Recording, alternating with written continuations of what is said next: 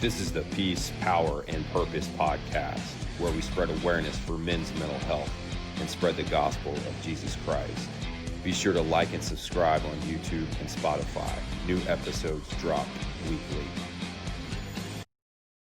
Welcome back to the Peace, Power, and Purpose podcast. I'm your host, Steve. Tonight, I'm going to sit down with the gentleman that answered the call during 9/11. So we're going to go way back. Way back. Way back. Me too. When our country was attacked, we're going to cover Jason's career when he started in the Coast Guard, then he got into the Army, and then later into Homeland Security. Jason is the founder of Operation Alpha Ready, as you can see from my shirt I'm rocking here. Thanks for the shirt, brother. Appreciate it. And Thank we're you going for to we're going to talk about just resilience. We're going to cover discipline. We're going to talk about mental health. We're going to talk about what it's like to overcome injuries and how to just stay grounded. We're going to cover PTSD, a lot of, heavy topics. But at the end of this episode, we're going to shed light on the darkness because we're here to raise awareness for men's mental health, all mental health. And also we're going to talk about the Lord and talk about faith. While you're watching, smash that bell so you can subscribe to the channel. I drop new episodes every Wednesday and every Thursday, and y'all ain't ready for April, folks, because it's going to get wild. Jason, thanks for coming on, bro. It's good to see you, man. Appreciate you, man. Thank you for bringing me here, man. Thank you. Of course, man. I'm glad we were finally able to do this. We've been talking for a while, so it's good to finally get you on here. Oh, yeah.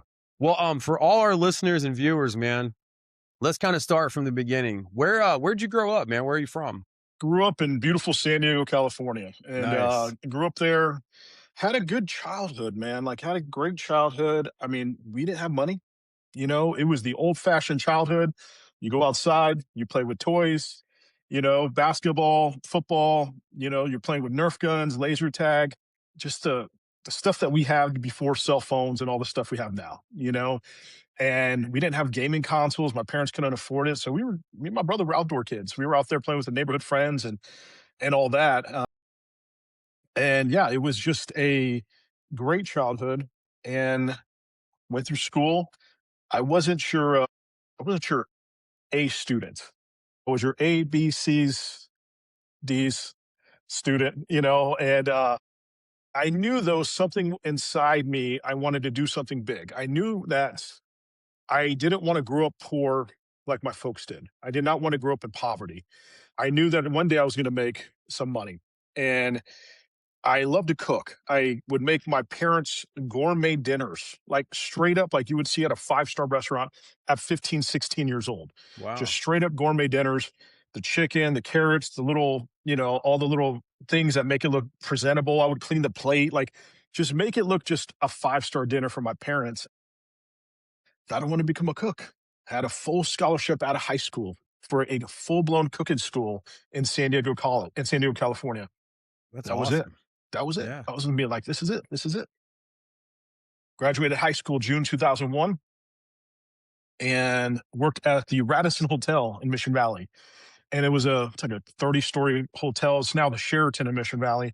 And there's a restaurant down below, and it's, nice gourmet style, nice restaurant. And 9/11 changed all that. Changed completely my life trajectory completely. What part of San Diego did you grow up in? El Cajon. Went to high school, Okay. Granite Hills High School in El Cajon, California, class of 2001. It's the same year, it's sad to say this, same year a kid brought in a shotgun to school and started throwing off rounds. Damn. And that one was, a lot of people, you hear the school shootings, a lot of Mhm. people are never into a school shooting. They hear it, unlike the kids nowadays, which happens more often than not, which is very sad. But back in the day, it wasn't that much. It was Columbine at first, and I think another one in the United States, and then ours got hit. Kid brought a shotgun to school, started throwing off rounds. Thank God no one died. He did spray a few kids in the leg, but thank God no one died. He used what was that round called? Not buckshot. The spray. A slug? Yeah, it just kind of sprays out like little BBs. It's buckshot. Yeah, it's birdshot. Buckshot. Yeah. Birdshot, yeah. So he got a couple kids in the leg. Thank God no one died. But the craziest part is I was in the classroom and he was trying to get in. Wow. He was trying to get in. our teachers did an amazing job. The first time anybody heard gunshots, the school went on lockdown. So the whole alarms, everything, all the teachers just did everything that they're supposed to do. And our teacher did an amazing job. Put a curtain so you couldn't even see through the classroom windows at all. Locked the door, did everything she's supposed to do. All of us are under a desk. So he couldn't even get in, like at all. All of a sudden, you hear a few more rounds. Now, this is even before I even shot a gun. My parents were never into guns, nothing. I never had guns, never grew up with guns, nothing. And so, I knew the different sounds of guns, obviously TV shows, movies, all Yeah. that. And you hear the shotgun round going off, and then you hear another round going off, and you're like, this is not the shotgun round. This is something else. I'm on my desk. Kids are crying, but trying to be quiet. All of a sudden, it just goes quiet. Just goes quiet. And what happened was there was an El Cajon police officer, probably the hero of that day, because it could have been much worse. Came in, threw 4 rounds in his face, didn't kill him, surprisingly, didn't kill No him. way. Yeah, just kind of somehow didn't kill him, threw a couple rounds in his face, obviously, knocked him out, grabbed the weapon, arrested him, did all this stuff. PDs came, they escorted him to campus, make sure there was no other second shooter. That was it. You could Google this, Granite Hills High School, 2001. His name was Jason Hoffman, I remember. And he hung himself in jail about 4 months later. So he never even faced trial, just Wow. killed himself in jail. But that was the year. And, that had an effect on me when it comes to public school and safety. I actually try to run for Humble ISD school board here just to make sure that our schools are more secure and safe. But 9/11 is the one a few months later, working at a restaurant, trying to get restaurant experience to become a chef, is what literally something just snapped inside me. Something just watching these TVs all day with this restaurant, with this hotel did is they took these, the big old brick TVs, the big old box TVs on wheels that they use for conventions. They wheeled them out into the restaurant, something that they never do. And every news channel was on 9/11. I had to go and deliver room service to the rooms. Everybody. Before then, I deliver room service. Everybody's watching different things, TV Yeah. shows, news, whatever. Not one person was watching something different. Every time I delivered room service, not one person was watching something different. It was all 9/11. And remember, that hotel was packed.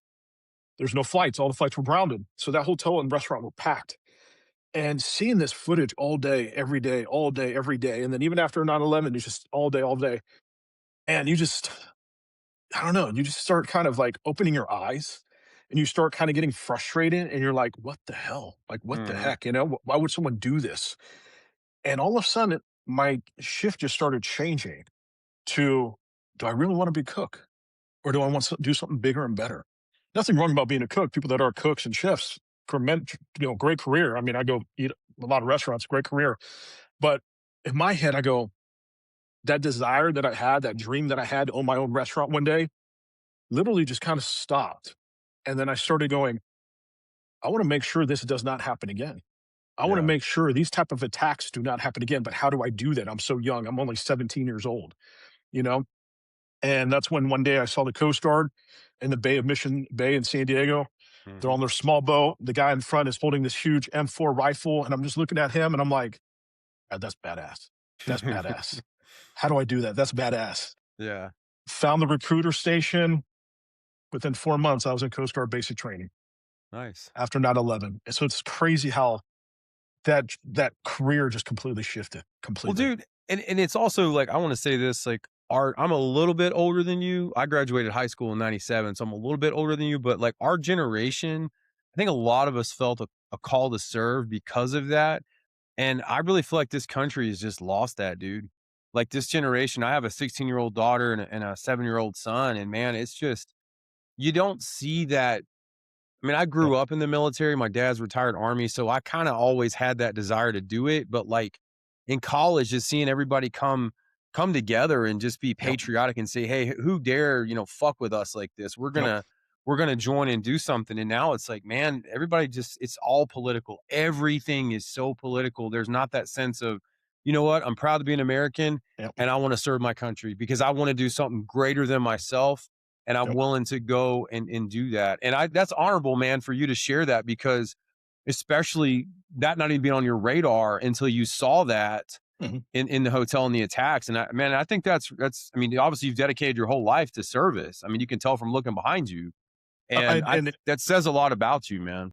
I appreciate it. Now I can't cook with a crap. I burn mac and cheese. So I don't know how the hell that happens. I burned spaghetti the other night, dude. So me either. Dude, that mac and cheese looks like soup, and I go, "Oh, crap, what did I do wrong?" You know what I That's mean? So awesome. it's like, That's hilarious. but, though, but now it's so funny you just said this because, yeah, I'm do a lot in the community here where I live, and I do help veterans and first responders, mental health, physical health, and with disability pay to try to navigate the VA system.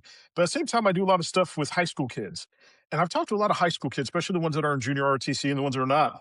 And I asked them, I say, "Hey, you're thinking about joining the military?" And the first thing that they come out of their mouth is, "Well, I don't want to get hurt. I don't want to get hurt." And I go, "Okay, I get that. I respect that. I get that." And they hear me talk about myself being a disabled veteran and stuff, and I get that. But one thing I got to let your viewers know, and anybody else that's watching this that's young in high school and just like ready to start their lives, and they don't know what they want to do. They're still trying to juggle that, especially coming from a poverty family like I did. I mean, there's no way my family could afford college at all. At all, So for me to go to college, I had to join the military and let the government pay for my college. That's the only way I could do that. But one thing I'm going to tell your viewers, or anybody that has kids, or anybody that's like, "Hey, I don't know what to do with my kid, and he doesn't know what he wants to do," have them find a job that they enjoy doing. Everybody, when you reach like a 17, 18, 19, 20 years old, there's a part of you that you enjoy doing something. You know what I mean? If it's multimedia, if it's, they like, "Oh, I want to be the next influencer." Guess what? I don't know if you start realizing this on Instagram, but the military has kind of started doing the influencing thing. Where Yeah. you have Coast Guard, you have Army, you have all these branches really start kind of spending money and time into being like an influencer, you know what I mean? And making these badass videos. I'm like, how the hell did they make that?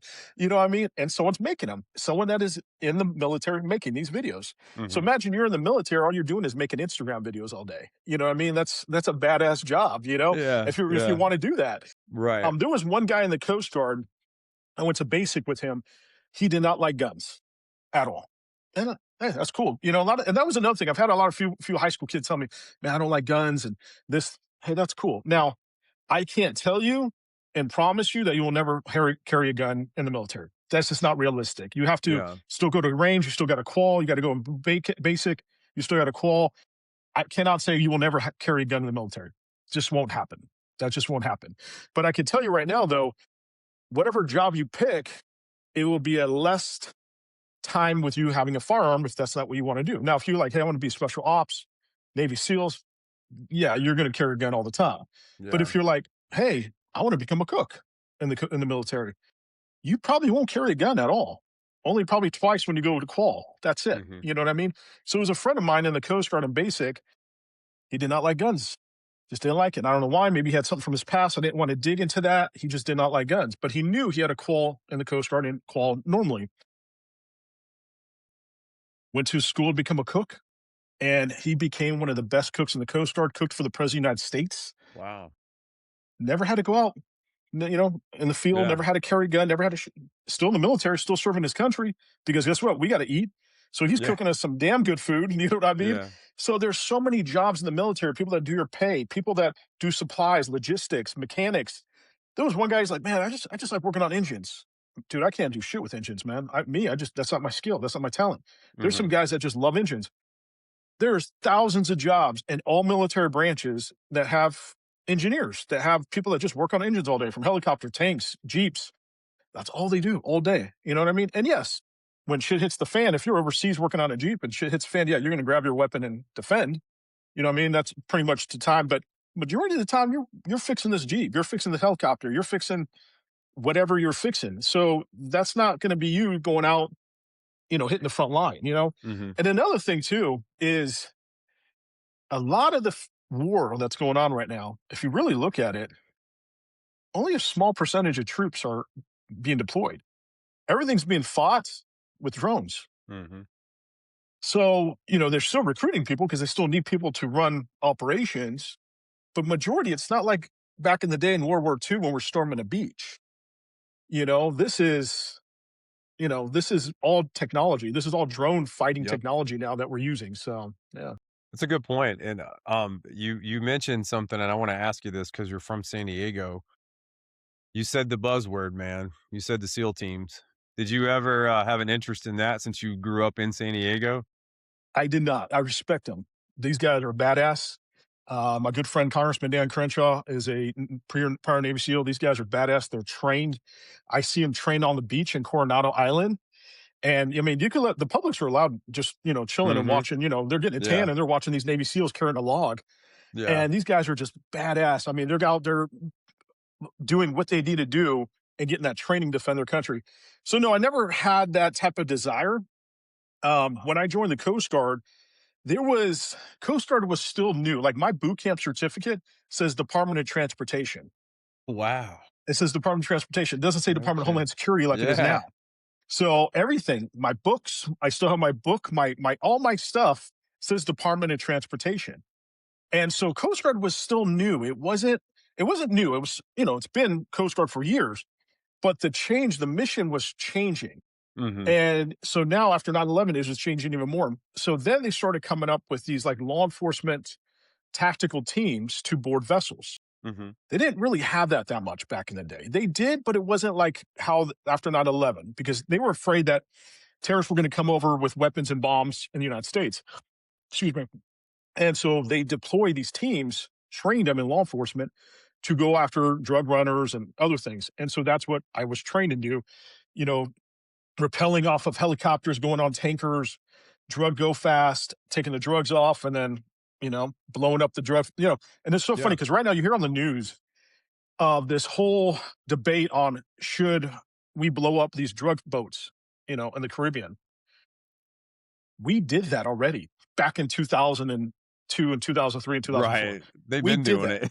We've been doing this. You know what I Yeah. mean? I mean, Yeah. we took the drugs off, but then you got to realize we take the drugs off, we put it on our flight deck. We can't do crap anymore. So we're in the Mhm. middle of the ocean. We have drugs on the flight deck. It's not like we could go and do any more operations because we have a full flight deck. We can't even land a chopper. Yeah. So then we got to go for another 3, 4 days in the middle of the ocean until we hit a port, give the drugs to the DEA, give the prisoners to the DEA, and then go back in the ocean to do the same thing. So if you look at it from a logistical standpoint, that took time. That took time away from what could have been happening. So now you just have a drone going, "Foo," and then Yeah. that's it. Right. You're not taking no more time. You know what I mean? It's just kind Mhm. of, It's more and then efficient. what they do with the drugs, you got to think about it from a money standpoint too. They take the drugs, they burn them, then they take the prisoners, lock them up in our criminal justice system where we're paying the bill. A lot of people could debate on that, but Yeah. I mean, that's a whole nother debate for that. But I enjoyed it, man, and that's why I tell people, I'm like, man, go in the military, go in the Coast Guard, and or go in any branch, find any job you want in any branch. Um, but it was just a great time, and the camaraderie you have will be like nothing ever you will have ever. You could go find any job, and I work for the government in Homeland Security, and you can find any job, even the civilian sector. Nothing, the camaraderie, the tightness, the brotherhoodness is Mhm. like joining the military. Like when people say, "I'll have your back," unless you have that experience, really, when you have that back, man, it's that you have your back. Like, and even to the point where it's like, yeah, man, if a bullet comes your way, I'm gonna jump in front of it. Like, we know that. But there's a different type of back where you're just like, you gotta be on duty the next day, but your buddy went to the bar and got hungover. You know what I mean? He's drunk Mhm. at he's sleeping and he has duty. I'm like, bro, I got you, man. I'll take duty for you. You take duty Yeah. for me next shift, and I got you, bro. I got you. You know what I mean? Oh, thanks, man. No, no, you're good. Just keep resting, bro. I got you, man. That's having someone's back. You know what I'm saying? Instead of Right. ratting them out, hey, he wasn't at duty because he was hungover, blah, blah, blah. That's having someone's back. That's the real meaning of I got your back. So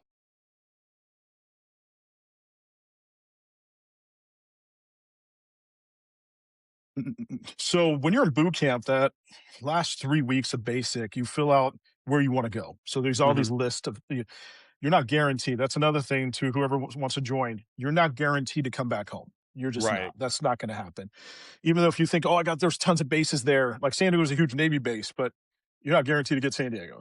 You could probably get some other place. So I put all myself like, all right, I want to go back home. Put San Diego, put all these West Coast bases, and I did get one of them, and it was Station San Francisco, Station Golden Gate, and it was literally a few miles from the Golden Gate Bridge, literally right there by the port. That was my first duty station at 18 years old. And I'll tell you one thing, man, that completely changed me forever being there, completely. At 18 years old, I never saw any dead bodies before this. I never saw, some TV shows, movies, all that. Never saw anything like Mhm. this.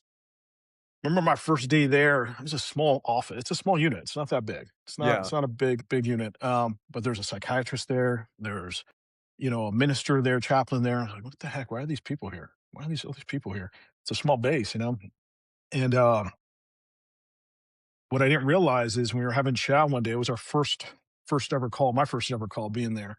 Alarm goes on, body in the water.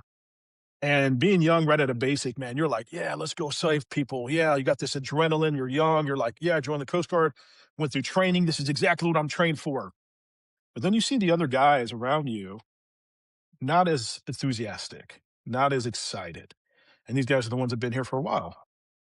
And you're like, come on, guys, come on. We got to go save this person. And they just kind of looking at me and they're like, hey, bro, we'll get there, man. We'll get there. And they get up and put their food away in the trash can. And they kind of start walking slowly to where, the boat's at and gearing up. And I'm like already geared up. I'm already like ready to go. I was like, why are they not like it was just kind of I didn't understand. Mhm. So we get on the boat, we start heading to where the body is. And I'm thinking it's like, a body in the water. Well, someone needs help. Let's go save them. By the time we get there, a body's floating there. It's already dead, but there's no boat. There's no nothing. And I'm like, looking around, I'm looking for debris. Maybe a boat sank, I'm looking for debris and nothing. And I'm like, I'm just looking, I mean, young. I'm like trying to figure this out. And I look at one of the Coast Guard guys. I'm like, where's the boat? And he goes, bro, there's no boat, bro. I go, well, how did he get in the water? And he goes, look up. And I look up and I go, and he was a jumper from the Golden Gate Bridge. Mm. This happened 4 to 5 times a week No kidding. I during the did not know holidays. that. Wow. Oh, because why? Well, the news would put that out there. Yeah, You man, I know, didn't know that. during the holidays, oh my goodness, for Christmas weekend, probably about 11, just on a 3, 4 day for Christmas week. And I don't know how the numbers are now, but that's how they were back in the day. And Mm. they try to put nets in there where if you Yeah. jump, you could still your body would catch in a net, but that only gives you a few minutes of realization, like, do I really want to do this? Because you could literally just roll off the net and that's Yeah. it. Wow. But I think that's what it really kind of got to me because I never. And then when you pick up the dead bodies, you get a hook. We have a hook on the boat, and you just grab the body and you put it on the boat and you see where how long the body's been in the water. You see where the body hit the water because it's like hitting brick. So like half the Mhm. face is gone or whatever's gone. Shit. The youngest we saw was 12 years old, Oh, that's horrible. and it's like you see that and you're like, like what a 12-year-old kid is standing on the Golden Gate Bridge going, I don't want to live anymore. 12 No years old. kidding. You know what I mean? Man. So it's horrific. But what sucks about that is you see how many people suffer from mental health. You know what I Mhm. mean? How many people? And here's the thing: being a Christian, I think the biggest thing of being a Christian my entire life is I've learned everybody, no matter what lifestyle you live in, what type of lifestyle, whatever it is, especially in San Francisco, everybody has mental health issues. Mhm. Everybody does, no matter what lifestyle you live in. And, I don't want to go into detail, but you know what I mean. A lot Yeah, of people, a totally. lot of folks that live in San Francisco, but no matter what style you live in and no matter how you live your life, everybody struggles with the same thing, which is mental health Mhm. issues. And I keep trying to now tell more and more people on the station, on everybody, like, it's so easy just to pick up a phone and call someone and talk to someone. I have a ton of friends where if I'm like, and trust me, guys, I've done it. I've done it. Even right now, I've called some people in my head, man, I'm not doing good. I just need someone to talk to. I need someone to vent. I need someone just to, and like, what's up, man? What you need? And just sometimes you just need a vent. Sometimes that person's Mhm. just like, I'm hearing you, bro. Just, that's all we need sometimes. We just need time to vent. We need time to share our feelings, our personal situations without judging, without criticizing, without making fun of. And I think as a man, me and you, dude, we're big guys. We can hold our own. But a lot of the times, our ego kind of gets Hu to us 100%, yeah. where we're like, oh man, I'm going through some shit right now. I'm just, going through some shit. I don't know how to get through this, or my physical body's hurting way too much, where obviously that affects your mental. And Mhm. you're like, man, I don't know how to get through this. And we're so afraid to call up a buddy or like, hey, man, let's go get a drink together. I need to vent. I need to talk. I need to share with you. A lot of it is trust. I've gotten this from a lot of guys. A lot of it is trust.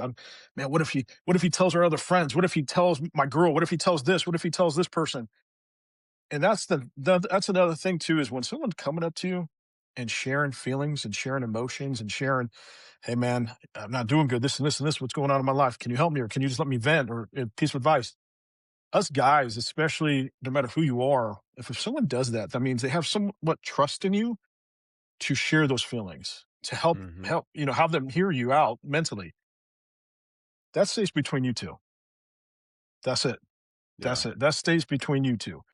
And you got to make sure you build that trust, because if you break that trust, that guy who was hoping to trust you, and all of a sudden so and so heard, man, I heard you're going through this. Well, how the hell did you hear that? I just talked Yeah. to so and so. Well, I just want to make sure. Okay. Well, no, man. Like, I was really just talking to him and making him, hopefully he trusts me. Trust right now, man. And I think that's the biggest thing with mental illness. We don't know who to trust. So if Yeah. someone confiding that in you, lock that shit up. Lock it up. That's it. Yep. Lock it up. So, It's a good point, and I want to share this like from a personal side. I had a kind of a stark realization last night. So my son is 7, and you and I's generation, I think, is different because we were taught as young men, anger is the only acceptable form of emotion, right? You can't show weakness, you can't cry, you can't talk about your feelings. And my son and I were talking last night, and he shared with me that when his so I'm divorced. When his mother's dog died, he was really sad, and he didn't tell me that. I knew the dog was put down, but he didn't tell me he yeah. was sad. But anyways, this is a while ago. He said, "I was afraid to cry in front of you because I thought you would laugh at me." And I looked at him and I said, "Buddy," I said, Mm, "I will never laugh at you." And I said, "I want you to come to me with anything and feel mm, comfortable talking to me." But dude, yep. he's in 2nd grade and he already has that mindset that Yep. he's weak. And I'm sitting here racking my brain trying to figure out, because I even told him, I was like, "Buddy, I host a podcast for mental health. Like I'm very open." And I told him I was very open. And I said, I've cried on podcasts before." And he goes, "What?" And Yep. I said, "Yeah, I Yep. have." And I said, it's part of becoming a real man, because you show that you have a human side and that you are Yep. willing to ask for help." And I said, "It takes more strength and courage to ask for help than just to stay quiet." And it was weird, dude, like talking to my 7-year-old about this, but I'm thinking in my head, like, damn, man, it's still affecting these kids nowadays, even what we dealt with growing up. So it's, I like what you said about the trust piece, man, and that's where I was going with That's that, is huge. I wanted Jacob to know, like, "Hey, you can trust me. Mhm. I'm not gonna share this with people. This is between us." And I think that's for men, that is vital, because a lot That's of us huge. don't feel like we can trust anybody. Yep. If we have trauma that's unresolved, and we're in that fight or flight mode all the time, you know? Yep. And that's the biggest thing, man. Trust. When you build that trust with another guy, where it's like, hey, man, I know I could tell this guy anything, and he won't say it to anybody. Like, it's just between me and him. And I have a few buddies like that, where I know I can share anything and everything, and they will not say it to anything. That's when you build, like, okay, now he's my contact, where if like I'm going through hell, I know I could call him. I know I could talk to him, and go from there. Um, but yeah, no, man, the Coast Guard, I had a lot of fun in the Coast Guard. And so, like you were saying, you went to the Army. I wanted to get my degree. I know I was working on my degree already before the Coast Guard to become a cook. And trying to get your degree in the military at that time, there was like online school, but it wasn't like how online school is now. It Yeah. wasn't like that. And I think I tried to take a semester, and it was just so hard. When you're in the military, especially on being on ship, you're doing 10-hour, 20-hour, 12-hour days. Ugh. You don't, and then the minute you do have free time, you're either in the gym or sleeping. That's pretty Yeah. much it. Right. So I was like, okay, let me take a rest on this. And then when my time is to get out, I'll go back and pursue my degree. And that's what I did. I got out, pursued my bachelor's degree in criminal justice, and did that. And while I was going to school, which the government was paying for, thank goodness, with the GI Bill, um, I worked at all kinds of jobs to pay the bills. I worked as a background investigator. I worked as a bounty hunter. I worked as head security at Boeing in El Segundo with their satellite Wow. systems. No kidding. I just picked up all this stuff to gain. I was like, okay, after the Coast Guard, I realized, being in law enforcement, the Coast Guard, law enforcement is what I want to go into. This is what I Mhm. want to go into. So I get my degree and I go, but I missed the uniform. I don't know what it was. It was just the uniform, just working and going from the military to the civilian sector. You kind of go, it's not the same. It's just not Yeah. the same. It's not the same. So I was like, I want to go back in the military. And so one day I just walked into like where they have like all the recruiters, you have Mhm. all the branches in one of these little shopping centers. And I walked in there, I'm just looking around and I was like, no, I already been on ship. I looked at the Navy. I was like, no, I already been on ship for a while. I was like, let me take a breather from being on a ship. I looked at the Marines, nothing against Marines, love the Marines, but I was like, no, like Yeah. I was like, I had a few buddies that were Marines. I was like, oh, let me great guys, but now, like let me. And I looked at the army, and I'm just standing in front of the army reading all the signs on the window. Army recruiter comes out and he's like, "Hey, can I help you?" I'm like, "Yeah, I'm just trying to figure out my next chapter." Which to you saying that to a recruiter, just their eyes light up and they're like, Oh, yeah. come talk to me. So I go in this recruiter office, we sit down, and he's like, I said, "Look, here's my degree, here's my DD 214 from the Coast Guard. I'm trying to figure out what I want to do. I miss the military life." And he goes, okay, okay. He goes, I see you did law enforcement in the Coast Guard. I'm like, yeah. He goes, do you want to go be an MP? And I go, oh, I said, I want to do something more. I want to do something else. You know what I mean? I want to do something with my brain. I want Mhm. to do something different. And he goes, well, what about intelligence? And I go, okay, keep talking.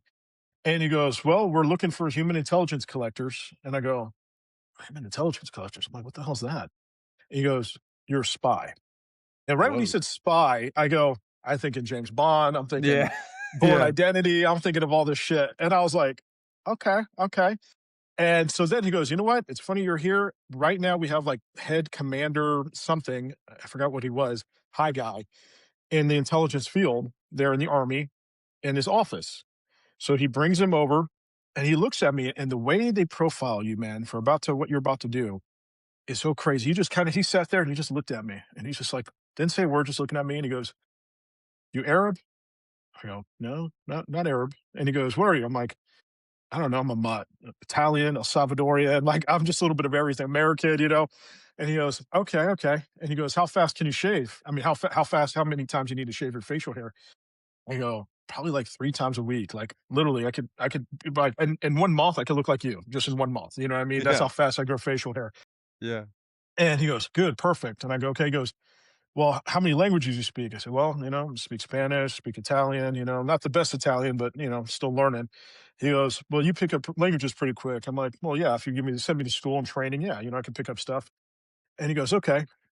And so then he goes, I'm going to show you a video really quick. So he shows me a video and it was like a weird, just normal video, like a shopping center video, shopping and this and this and this and all this. And I was like, it was nothing to do with the military. And I'm in this private little room and I was like, okay.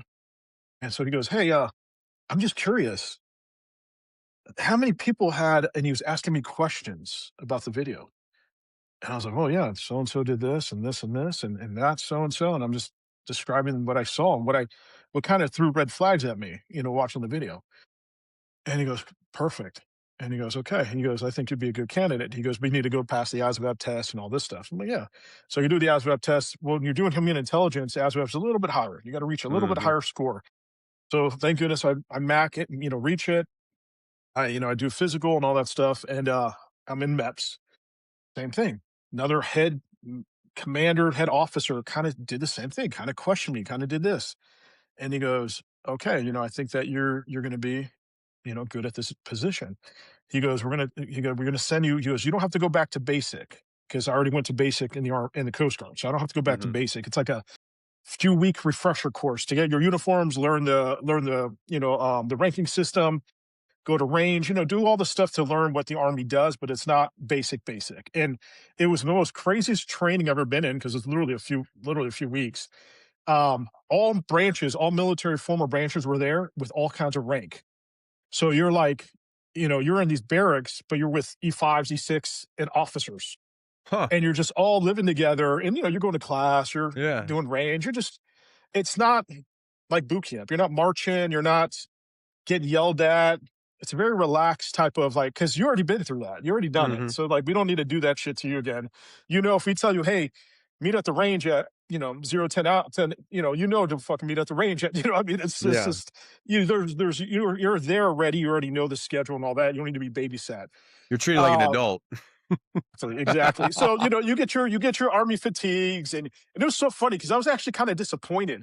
And it was at White Sands, New Mexico. And I was kind of disappointed because they fly you into New Mexico and a bus comes and picks you up. And I'm thinking, yeah, let's get yelled at again. Yeah, because that's what in Coast Guard boot camp it does. They come on you and they yell at you to get off the bus and all that. And I'm like, yeah, I'm in my 20s, 30s. I can't remember. I'm so old.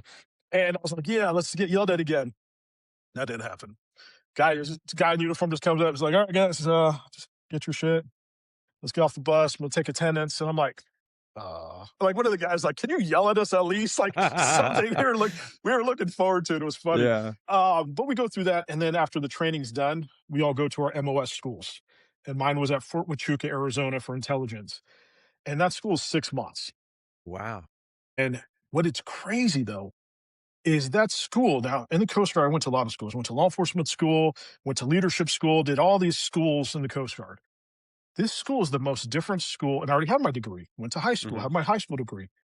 By far, this school is probably the most craziest school that you'll ever go to because it's not nothing with books. I think I opened one book, and that's just to learn weapons, like different guns, different Mhm. weapons. We had to learn the Quran, we had to learn, their customs and cultures, but that's it. This school trains you to go in the field, collect information without people knowing you're collecting information from them. And it's crazy. Like some of our jobs, I mean, I barely was in uniform. We were just in normal Wow. cities. That's W- awesome, man. We would go out in the Sierra Vista town and, we would have a mission and, go talk to someone, see how much information you get out of that person. And it's so funny, as you clearly know, being on podcast, people love talking about themselves. I'm Mhm. guilty as it. So when you're trying to get information from them and you say the right words, they just keep going and going, and going. I'm guilty. I have to be careful when I'm doing certain things because if I'm like buying a car or doing things, I don't want you to know everything about me. I want you Yeah. to just, so I kind of have to be careful of all that.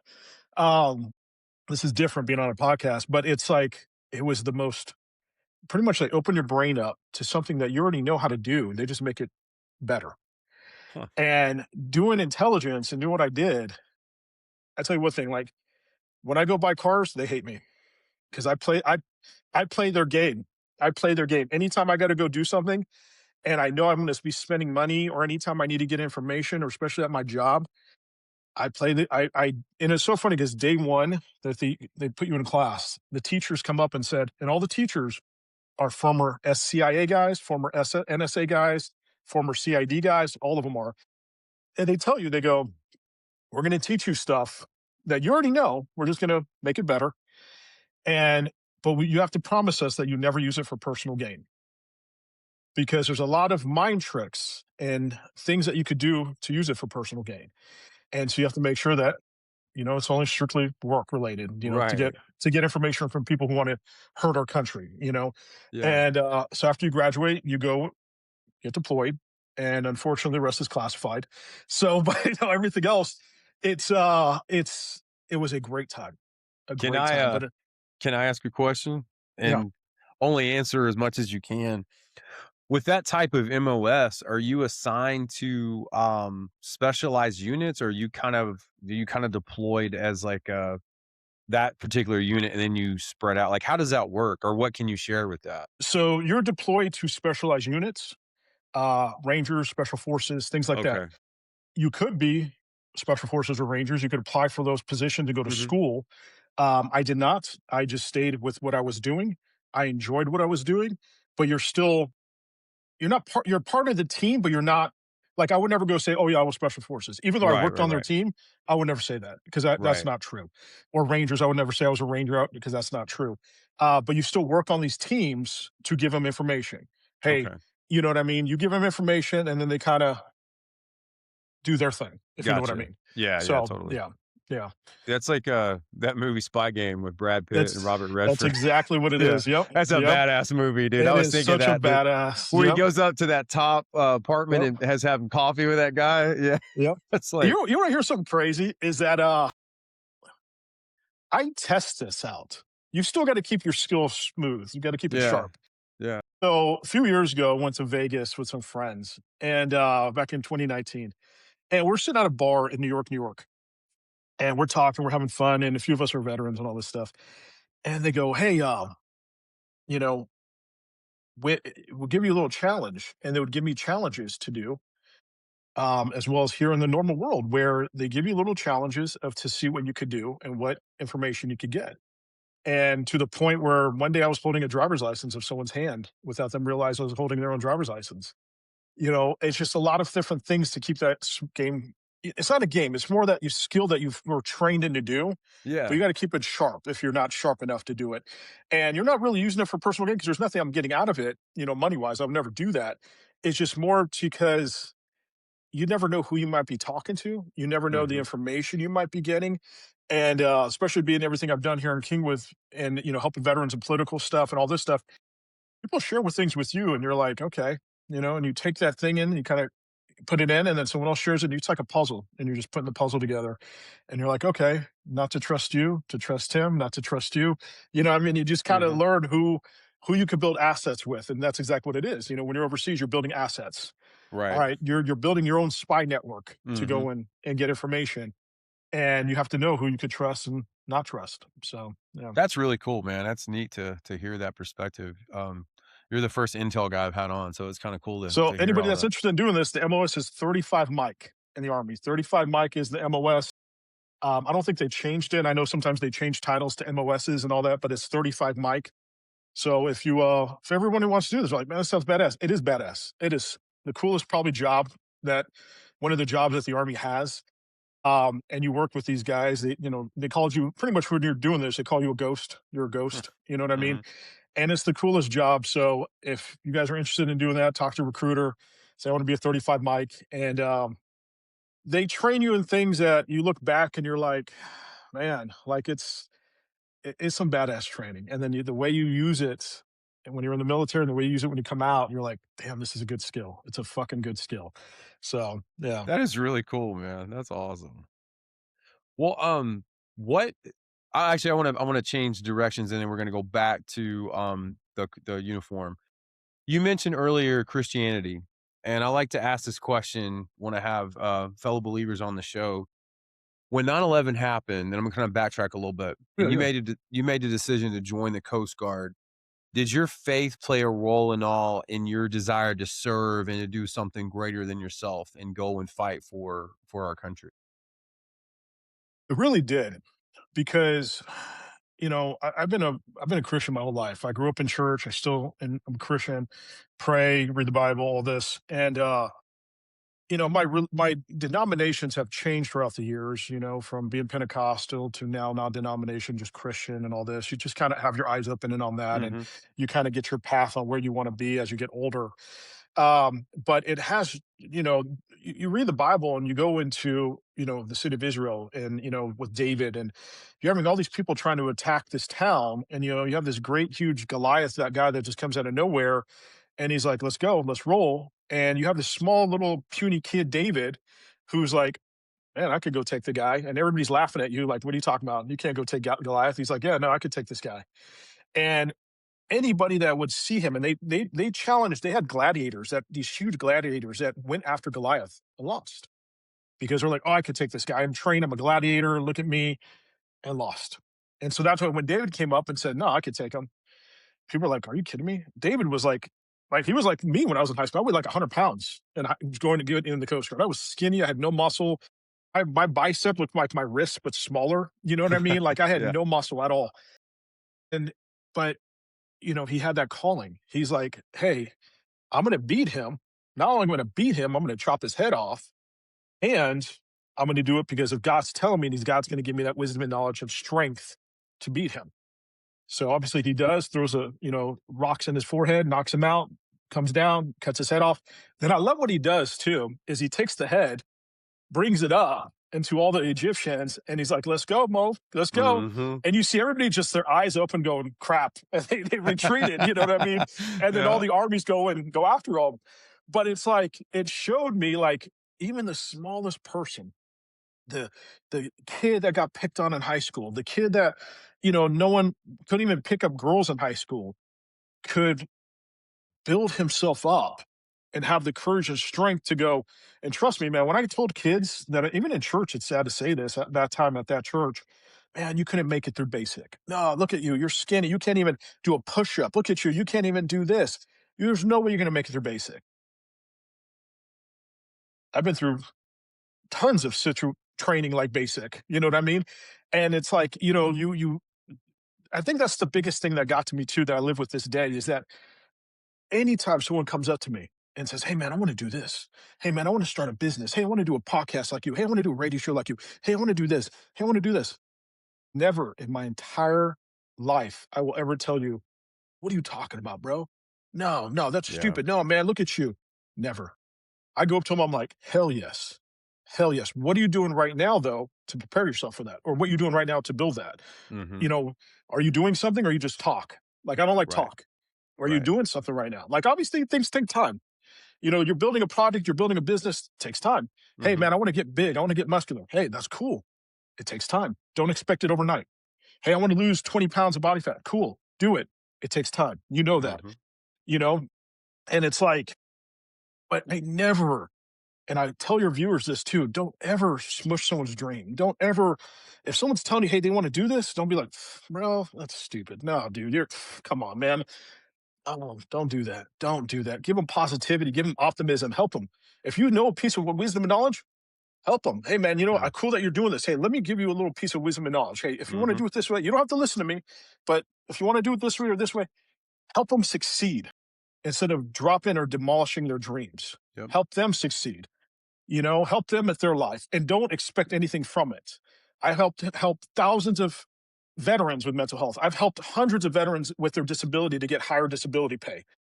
And I sit with them with their VA computers, with their laptops, with the VA system on, and plugging in claims and talking to them, and getting their sentences out and doing all this stuff and telling them what to expect. And all of a sudden they start getting back paid. They get 100, they get 90, they get 100%, and they start getting Wow. back paid. And they get 18, 19, 20,000 in back, in their bank account. And they show Yeah. me this. They show me screenshots. Wow. And they go, "Bro, let me cut you some money. Let me," and I'm like, "Fuck no. I don't want a Mhm. fucking penny. That's Mhm. your money. You deserve it. Congratulations. Go take your spouse on a vacation. Have fun."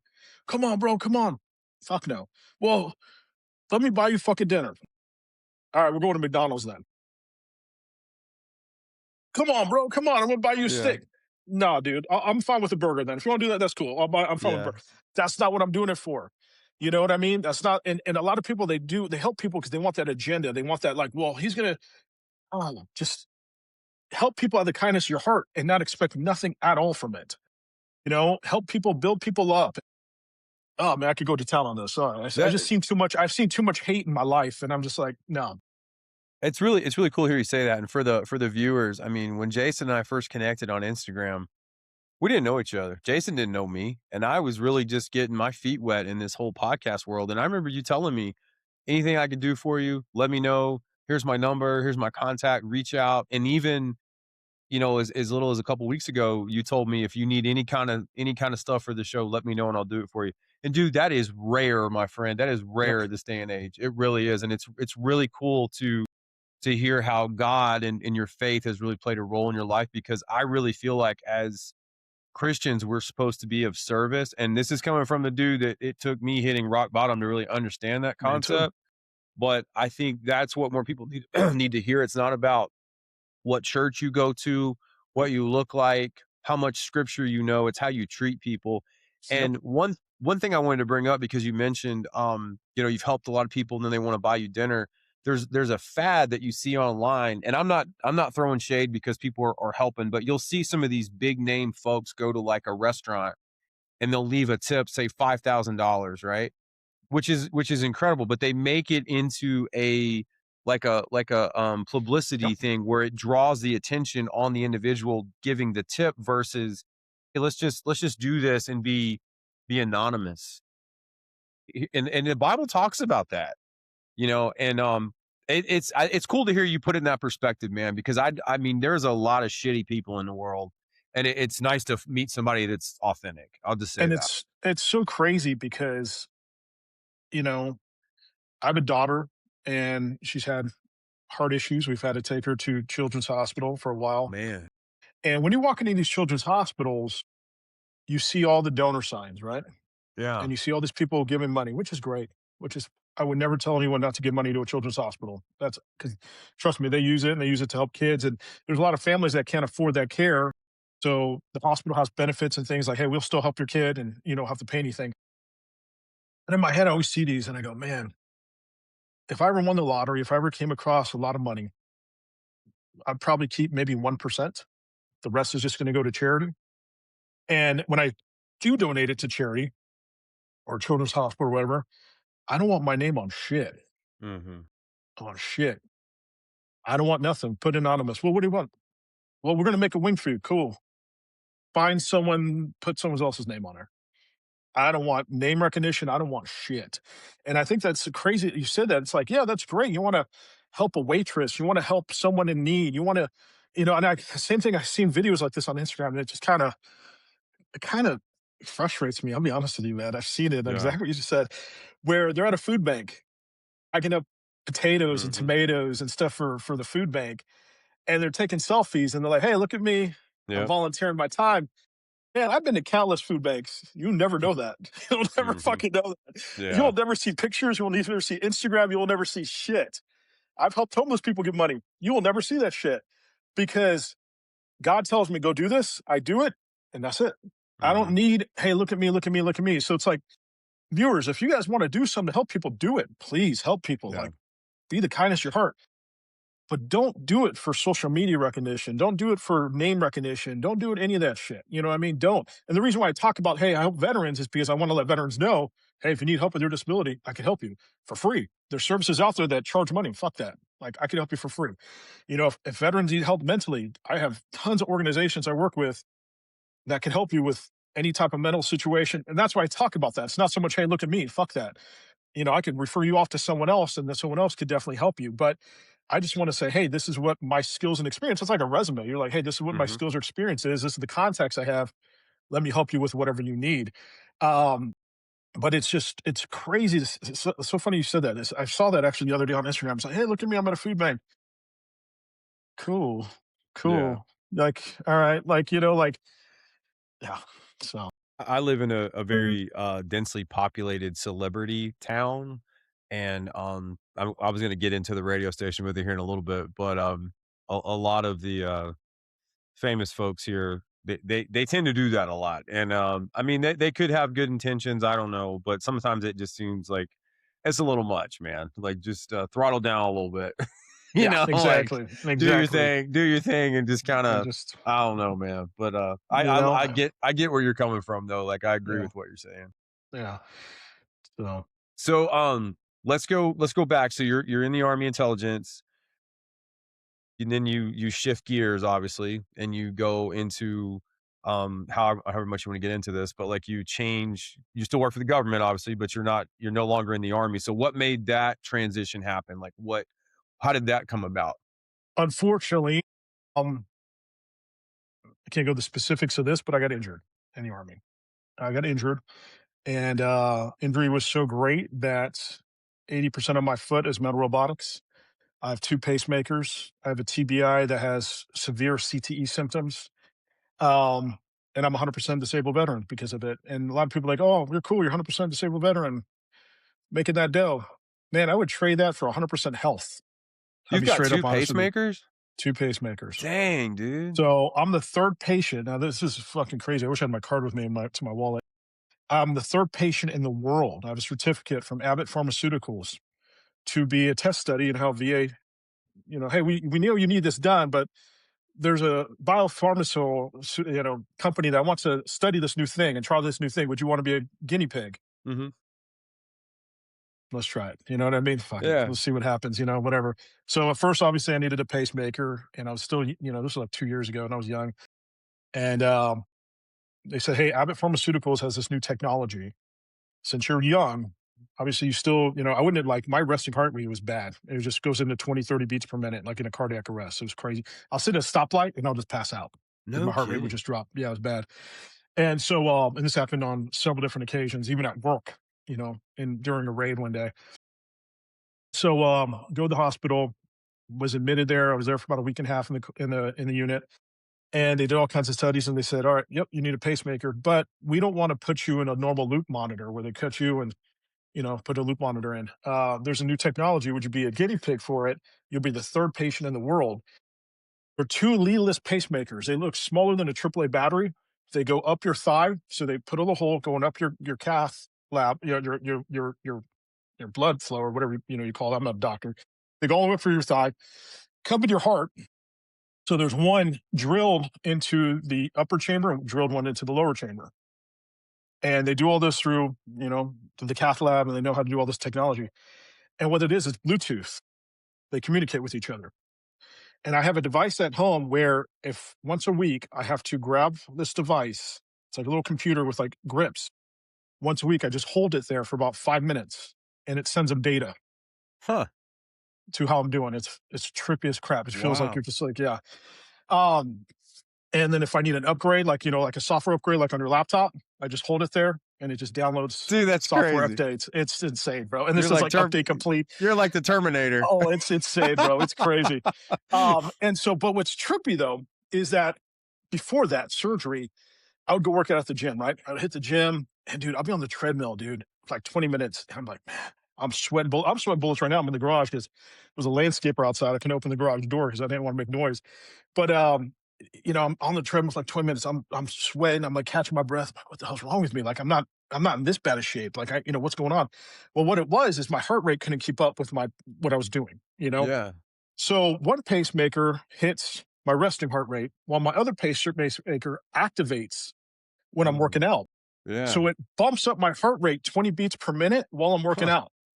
So now I Wow. could be running on a treadmill and not catch my breath, not feel how tired I am and stuff like that. Mhm. It's crazy technology. And then the minute, like if I'm chilling on the couch and I'm watching TV and I feel like my heart rate's going down, you just feel this like, and then it kind of zaps you, and then you go back Yeah. to I think the Wow, that's resting is like 70 beats right now is the stop limit.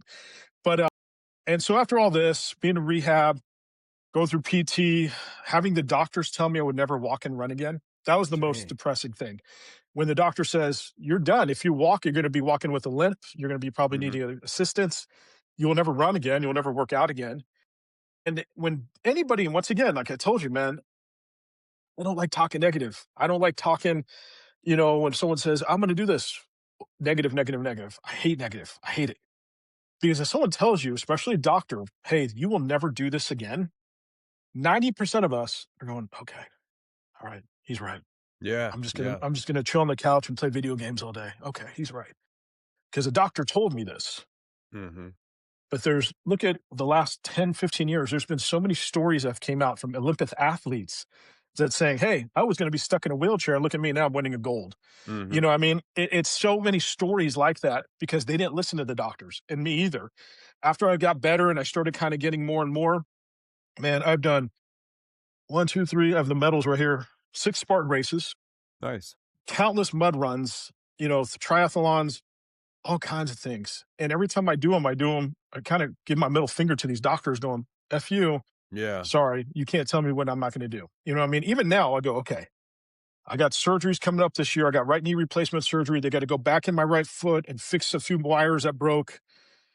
Okay, I'm going to be out for a few more months. I'm going to be in another cast, but guess what? I've done it before. Heal up, get through your PT, and then just go back and all right, let's keep going. Let's keep going. Let's keep going. Like nothing's going to stop me. I'm not going to just, okay, I'm done. No, screw that. I'm going to get better, heal up, get back at it, keep doing Spartan races, keep going. It's that never quit mindset that you have to have in life Mhm. with everything. And so after that, I was able to get a position with Homeland Security. And and with Homeland Security, man, I've lived all over the United States with Homeland Security. I lived in Los Angeles, San Diego, Washington, D.C., Houston, Texas, Arizona, back to Orange County, back to San Diego. It's just been a tremendous ride. But unfortunately, and I've done this for 18 years now.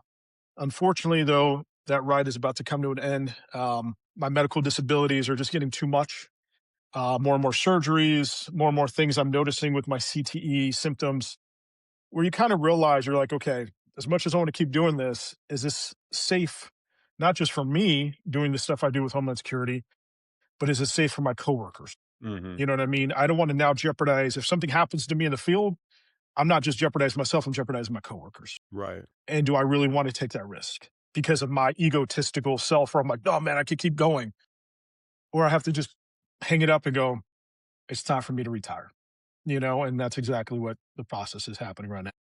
Well, Jason, do you have any tips or advice or wisdom you can share with the viewers on how you were able to maintain a positive mindset undergoing, like, when the doctors told you you'll have to walk with a cane, that you've got to get this pacemaker? What kept you from staying in this state of just, depression, or where you just feel like you can't win or you can't catch a break? Can you share some insight on how you're able to maintain that positive outlook? So, you being a Christian, man, I'm going to share something with you that no one knows. I've been on the news. Actually, the news came in my garage here, filmed a whole segment. If you go down to my Instagram, way down below on Operation Alpha Ready, that's at Operation Alpha Ready, you will see, if you just keep scrolling, you'll see the news people. News people came, did a story on me. And what they did is exactly what you just said. Hey, how did you go through this? Mhm. I didn't. It took me to almost take my own life to build who I am now. And I was laying in bed one day. I was living at my parents' house in El Cajon. They're taking care of me, and they're good people for doing that. And it was hard because I had a cast all the way up to my thigh. I'm in pain. And once again, you took someone who's very active and just literally just bedridden them, not just for a few weeks, but for months, months. And I'm laying there watching TV, going, fuck, you know what I mean? Can't work out, can't do anything, needing the assistance. And I'm very independent, man. I like someone to take care of me. That's just me. I'm very independent. I don't like even me. I was just trying to like go to the kitchen to get a glass of water. My mom yelled at me. She's like, "What are you doing? Let me help you." It's like I'm just trying to get some water. No, no, I'm just very independent like that. But I'm laying there, and finally, it was just kind of got too much as the months went on.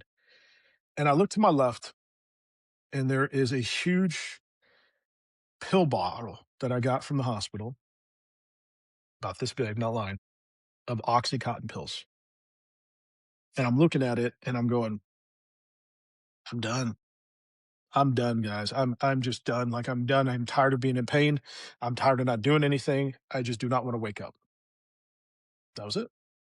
So I remember grabbing these pills. Now, a lot of people debated with me. I'm not a doctor. I'm not a pharmacist. They're like, well, even if you took 5 of them, you would have died. I didn't know that. I just that was my mindset. I just didn't want to wake up. Okay. My guns were in my safe, locked up, and I couldn't get to them because of my cast. So in a way, I'm kind of glad that that was a stopping point right there. Yeah. So I looked to the left, and that was the easiest grab was these pills. You know, so I grabbed about 3 of them. I mean, OxyContin pills, hardcore stuff. But like I said, I don't know. Would it kill me? I don't know. But that was my mindset. I didn't want to wake up, and so put them in my mouth. Now, being a Christian man, when the news came, I didn't tell this part because obviously it's the news, and you just how the news is. Mhm. But being a Christian man, I'll tell you, put them in my mouth, take a sip of water. Well, about to take a sip of water, I didn't take a sip of water, about to take a sip of water. And immediately I look and there's this glowing figure in my room yelling at me. What the heck are you doing? Just literally for a few seconds, just yelling at me, like, get out of your mouth. What are you doing? And I remember looking at it and just immediately spitting the pills out on the floor. And I remember just crying, just crying. And that's when I called a buddy of mine and go, "Hey," he goes, "once again, our ego kicks in." I had friends and they're like, "Hey man, how you doing? How you doing? You okay?" "I'm cool, bro. I'm cool. I'm cool, man. I'm good. Yeah, I'm just watching TV. I'm good." They didn't realize, no, I wasn't. I wasn't good. I was going down a deep slope. Finally, I called one of the friends. I'm like, "Hey man, this is what I was about to do." He's like, "Holy shit, I'm on my way." He came, dude. This dude, he made himself at home in my room. He brought his PlayStation. He brought board games. He brought me lunch. And dude, I didn't have a big enough room. He had a chair. We're just He's playing PlayStation with me. We're playing Grand Theft Auto. He's doing everything he can Yeah. to just have that time with me. And he was there literally, he wasn't there every day, but every other day, as much as you could, getting off work, he'd come in, he'll bring dinner, he'll bring whatever. He's like, bro, what do you want, man? No, no, dude, you're good, man. No, no, no, fuck you, man. What do you want? What do you want?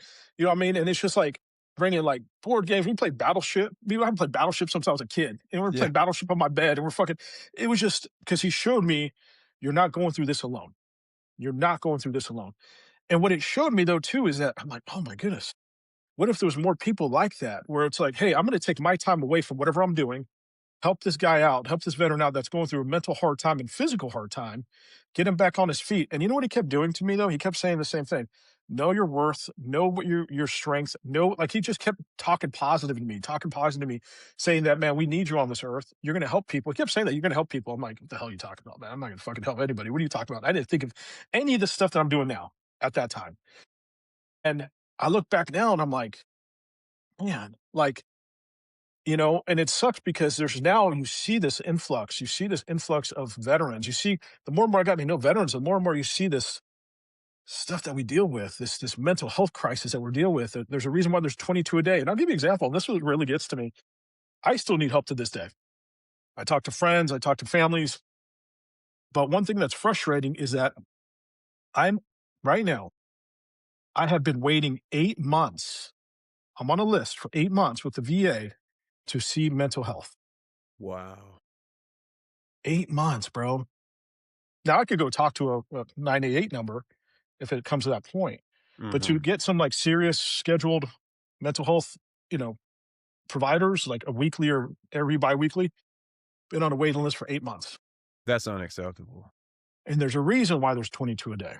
Yeah. There's a reason, Yeah. and it's like, okay, if we have that situation, us us men, us veterans, it doesn't matter if you're a veteran or not, we have to open our eyes and go, "Okay, each veteran is dealing with that."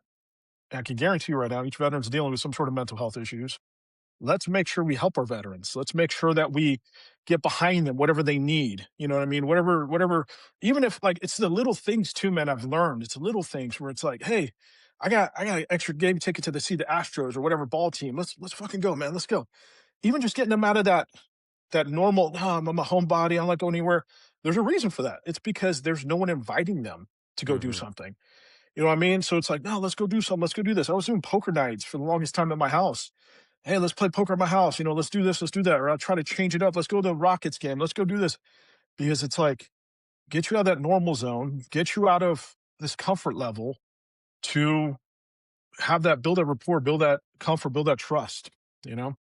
That that friend of yours, man, that is the true definition of love, in my opinion. Like, that is remarkable, and that he came and did that for you, and I wanna walk you back real quick, and then I wanna come back to the mental health. When you saw that figure in your room and you stopped, you had that moment, would you say that is the point in your life where God became real? Everybody talks about angels. I've seen God, I've heard from God. Mhm. I've been Christian my whole life. I've never really like heard God talk to me. I've never really heard people have always said, I've heard God say this and this. That's great. I never have. That point.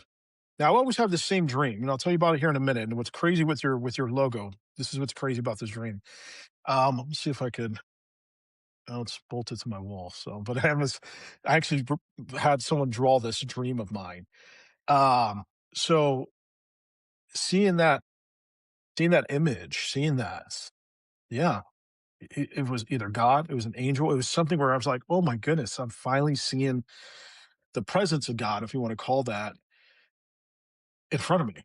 And pretty much he was pissed. He was angry. Like he was just, yeah, like I've never seen, normally you see the people talk about angels and they're very relaxed and they're Yeah, very like, no, not this one. This one was yeah. just angry. This one was just yelling at me like, he kept saying, what are you doing? And he kept raising his hand at me. What are you doing? What are you doing? Like, and that's what made it scary because I was just like, are you going to kill me? Like, what are you like? I was just like, I've never seen a ghost before. I've never seen Yeah, anything. And yeah. it's like, obviously, when the news asked me this and they're like, so what kind of stopped you? I was like, well, I just kind of realized not to do it. Well, the reason why I stopped doing it is because someone's telling me not to do this. And Yeah. it wasn't a normal person. And that was the Right. weirdest thing, you know? I was Right. just like, so, you know, and a lot of people, your viewers are probably like, nah, well, you know, everybody has a different sense of, you know, God talking to them and angels. And, you know, there's all kinds of stuff like that. Mine, yeah, I still remember it clear as day. It was crazy. And that night I had a dream, and that was years ago, but I still remember the literally the dream verbatim. And I had a artist draw the dream out, and it's actually on my picture in the garage here. And what it was is I remember like getting beaten the crap up. Like I'm getting stabbed, I'm getting spears in me. I'm in this battlefield, but I'm just the only one. I'm the only person. And these like creatures around me, there's like five creatures around me, and they're just in you know, weapon and gear and shields and swords, and they're just stabbing me, just constantly stabbing me. And I'm literally sitting there, I'm bleeding out. Okay. I'm just bleeding out. And I'm just like about to die. That's what it looks like to him. I was about to die. And one of the demons kind of, they're about to stab me again. And one of the demons go, no, he's done. He's done. Like, we don't have to keep going. He's done. And I remember just in my head in the dream going, screw that.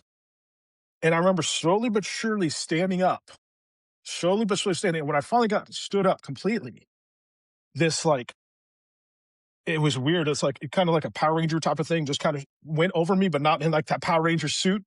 But it was just like completely shields, weapons, sword, a whole new person. Hmm. And I looked at the demons. I'm like, let's go. And obviously, I went to battle and fought all of them. And that dream has stuck with me to this day. And your shield and your logo literally reminded me of that dream because it shows me like that shield, like you're going to have demons coming after you every day, Yeah. mentally, physically, people. And you got to know how to fight them off, or else they're going to take you and remove you completely.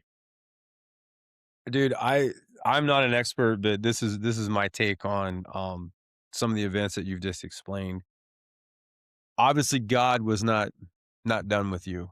Your story was not meant to end. And brother, thank you for having the courage to share that. And I'm so grateful for you and the fact that you are still here with us and that you For sure. are I mean, so helping others. Um, I dude, I can like totally like hear you tell that story, and I just start thinking about my own journey. And I think there's certain individuals that are on this earth that God kind of handpicks almost in a way and says, hey, this man right here, he has a purpose and his life has value. And I have to show him that in a way that's unconventional. And you're here. I truly believe as Christians, we're called to spread the gospel of Jesus Christ. that's right. All of us are going to do it in our own unique way. But dude, you're doing it, man. You are a living example of helping others. You declare your faith. You're not a lukewarm Christian. You're not afraid to talk about it. And you sharing that story, man. I started this podcast to raise awareness for mental health, but also Yep. I want to spread the gospel. That's right. And it's men like you that are going to resonate with those folks out there that have had church hurt, that don't believe in God, or like look at churches, they're not worthy of it because they're going to hear your story and say, hey, man, if Jason could go through this and get to the point of not wanting to be here anymore, but then God stepped in and said, son, I'm not done with you. You're going to Yep. put that down, spit it out, Yep. and you're going to get out there and you're going to do your thing. And I think that is what faith in Christianity is all about, dude. It's not about That's sitting right. in a church on Sundays and listening to a crisp, perfect dude who thinks he's perfect telling you what the hell's wrong with you. It's God working in his own way saying, Jason, Steve, you got work to do. And I love you and I'm here for you. You're my child. I Yep. love you, but you got work to do. It's time to go to work. And so That's how funny I you see just it, said, dude. oh, dude, exactly what you said. And it's so funny you just said right now about being in church and hearing it, you know, because I grew up Pentecost. Nothing, not trying to talk negative about the Pentecostal church. If you're Pentecost, you do you. But my experience from Pentecost was, like you said, someone is up in the pulpit saying a crisp speaking point. You're dressed a certain way. You can't wear or do certain things. I love sports. I love wearing a jersey, but I couldn't even wear a jersey at that time. You know, things like that. They were very Mhm. strict on certain things. And Then all of a sudden, church is out, and all of a sudden you just hear all this people in the congregation talking smack about other people in the congregation and judging this and judging that and judging this. Did you hear about so and so? Did you hear about brother so and so and sister so and so? And I'm like, dude, I'm 17, 18 years old hearing this, knowing I'm young, but I'm going, this does not sound right. This, why would you talk? Why would you? We just came from church and you're already talking crap about another person in church. And I realized very soon going, and it took me a few more years after that to go, yeah, this is not church. Like there's church and then there's Christian, being a Christian. You know, you could go to church, you could be wearing the best tie, you could be wearing the best suit and be like, yes, brother, yes, sister, and do the whole Christian church thing. But what are you behind closed doors? What are you behind, you know what I mean, this or that? If you see something that you don't like, are you going to judge them? Are you going to criticize them? Or are you going to be like, hey, let me help you? And I think that's the biggest thing I saw when I switched churches and denominations, going, oh man, this church actually helps homeless people. Oh shoot, this church actually helps money for this or that or this. The church I was in, we never did any of that stuff. We never did anything with food drives or nothing like that. You know what I mean? It was Mhm. always, you know, what can you do for us? Not what can we do for other people? Yeah. And it showed me what being a Christian is really about. Being a Christian is about having a one-on-one communication with God, praying, talking to God, helping other people to show God's work and bring people, to Christ and helping people. That's exactly what God did in the Bible, was help people. He did that. He helped, you know, he helped a prostitute, that anybody would look at that and go, what are you talking? Why are you talking to a prostitute? Well, she's a person, Yeah. let me wash her feet. Right. And he helped feed hundreds of people. The stuff that he did in the Bible is that what a true Christian does is help people.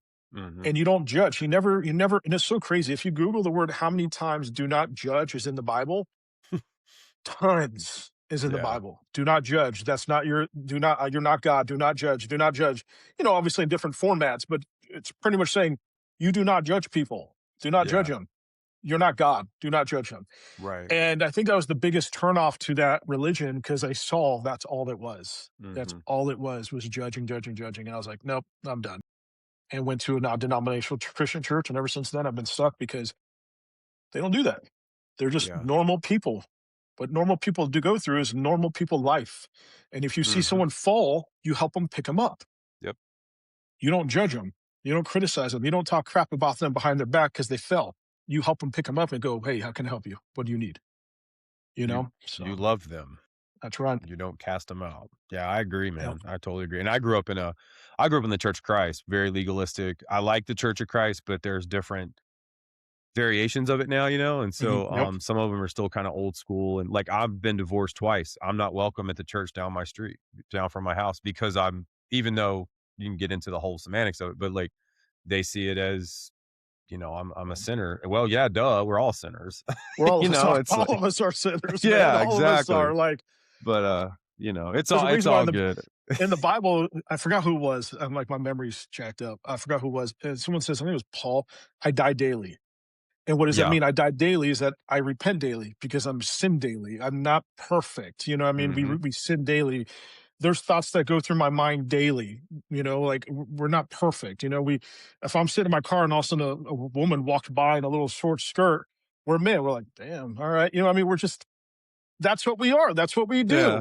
We're men. We're sinners. We're everybody. And even a woman would do the same thing. Guy walks by in a Yeah. six pack. The woman would do the same thing. Yeah, It's totally. just, it's just that's who we are. And to have that mindset where it's like, well, I don't sin. I'm a, It's please come on. dude, the So, flesh is strong and people yep, people underestimate that. I mean, yep. yeah. Is there a favorite scripture or creed or motto you'd like to share with our listeners? So I say this in my radio show, and I'll let you introduce that here in a minute. But I say this in my radio show all the time. Do it. Do it. And it's not the Nike thing where it says do it. It's pretty much saying, hey, I want to do this. I want to do this. I want to lose weight. I want to build a business. I want to do a podcast. I want to do this. I want to do this. Do it. Don't talk about it. Do it. Start doing it. Do it. Do what you got to do. Do your homework. Get your studies. Go to the gym. Do it. I tell people that all the time. Hey, man, I want to do this. Cool. I support you. Mhm. What are you doing to do it? What are you doing right now to do it? And I'll give you an example. Years ago, I worked in San Diego, and there's a gym. Literally, we had our cubicle farm, and you walk literally 5 steps, and there's a gym. Nice gym, had everything you need. Everything you need for the gym. Mhm. And it was like clockwork. If I wasn't in the field, lunchtime came, go change out, hit the gym for about an hour, come back to my desk and eat my lunch at my desk while I'm working. And these ladies, these secretaries would see me. And they're like, "Oh, you're gonna hit the gym again?" I'm like, "Yeah, ladies, you guys want to come? Well, I don't know how to use the machines. No problem. I'll show you. I could train you and show you what does it, what. And I get it. That's what a lot of people do is that they go to the gym, they don't know what they're doing. When you see Mhm. that, help them, Yeah. because they'll get intimidated. They're like, "Well, I'm just gonna leave." So help them. Hey, what are you trying to do? I don't know what this machine does. Yeah, sure, no problem. Let Yeah. me take some few minutes out of my workout to show you what this machine does and how it benefits you if you do it. Mhm. So these ladies would always be like, "Oh, one day I'm going to be there. One day I'm going to go to the gym with you." One day I would hear this every day for 2 years. Every day. "Oh, one day I'm going to be with you." "Yeah, yeah, yeah. Well, bring your gym bag. I'll help you." And then after a while, you just stop saying anything, Yeah. because they see your routine. They see you're in there. Sometimes they got to come and find you because of certain work stuff. But it's like, and that's one thing you have a lot of people that just talk, talk. "I'm going to Mhm. do this. I'm going to do this. I'm going to do this. Talk, talk, talk, talk." Do it. Do it. Stop talking and do it. Good advice, man. Definitely. Um, I like to share scripture on every episode, I love and it. God has this funny way of working sometimes, dude. So I use the Bible app, and there's a verse of the day every day, and I'm hearing you talk, and I wrote it down, so I didn't go to my phone, and I'm going to read this scripture, and I think it's very applicable to your testimony tonight. This comes from the book of John, chapter 7, verse 38. If anyone believes in me, rivers of living water will flow out from their heart. That is what the scriptures say. Mhm. You are living proof, my friend, that God is real. Living proof. And I am honored, man, just to be able to sit down and share your story, because I think more and more people need to hear testimonies that inspire them and encourage them and let them know their life has value and that they are loved and the world That's is right. better with them in it. That's right. Every single viewer that's watching this right now, your life has so much value, so much value. And even if you're early on or if you're late in age and you're thinking, "Well, I'm too old for this," you're never too old to do anything. You're not. You're never too old to pick up a new skill. You're never too old to do anything. And even something that you thought that you're like, "Well, I've never done this before. So I'm just going to stay in my comfort zone." So, transitioning to the radio show, if since you're saying this is going to be out in the next few days, my radio show is on every Saturday on the Thin Line Rock Station, and it's from 12 to 6 Eastern Standard Time. So I'm in Houston, so it's 11, and do the math on that wherever you live. But 12 to 6 Eastern Standard Time, so Thin Line Rock Station. Thin Line Rock Station was built by two retired first responders, and this was built 6, 7 years ago. And these guys pretty much went to too many funerals, and they're like, "We're done." You go to the bar after the funeral, spend time with your coworkers, kind of mourn, kind of grieve, kind of share stories, and they're like, "We're done. Like, we're tired of this. We're tired of seeing this." And so they built a Thin Line Rock Station where they could share stories but still have some cool music. And I love to listen to rock music. Metallica, Korn, AC/DC, like those are all my bands I normally listen to anyways on any radio station. So I came across this last year, and I started listening to it, and then a buddy of mine started saying, "Hey, I know the managers. Let me introduce you." And introduce them. And all of a sudden, one thing led to another, and now I have my own show. And the show started for 2 hours on Saturday for a few months, and then now went to 6 hours. And it's an honor having that. But this show this Saturday is I really spoke about exactly what I was telling you today is opportunities, and making sure that when opportunities come in your life, you take them. You don't live in this comfort bubble zone that a lot of people live in. And we go through our normal day, we have our normal routine, and just comfort. And a lot of the times opportunities are right there. It's like it's so funny. It's like that scripture in Bible, anything you ask of God, God will give it to you. And a lot of Mhm. times we pray for things and we're like, "God, please bless me with this, bless me with this, bless me with this. I want to make money. I want to do this, I want to do this." But we're not doing anything for God to do that. We're Mhm. not. It's like, "Okay, God, I don't have a job. Please bless me with a job." but I'm going to sit on my couch and watch TV for 10 hours a day. Yeah. That it doesn't work like that. Well, I'm praying Mm-mm. for it. That's cool. You're praying for it. Great. You checked off the box. The next box is actually going out and looking for a job, going Yep. to school. If you need a skill, going to school for that job that you want to get. It doesn't, no jobs just appear at your door and go, here you go. We know you don't have no skills. We know that you're just been doing nothing. Here's a job. It doesn't happen like that. You know what I mean? And so the show I did this for this Saturday is coming out of your comfort zone and taking risks, taking opportunities to build yourself into something that God wants you to be. Because honestly, God doesn't want us to live normal. He doesn't want us to live a normal, just go home and do a routine. He wants us to go out and live life as well as help people and whatever opportunity that comes your way, if it's making more money, because God knows the desires of our heart. He knows that if I give you a good job making good money, you're not going to use that money all to yourself. You're going to use Mhm. that money to help other people and help Yep. good and help charities. So God is smart. He knows how to help people based off he knows our hearts. He knows the hairs on our head. And so a lot of the times I hear people like, man, I got this great opportunity. They want to promote me at work, but I'm okay just doing what I'm doing. Why?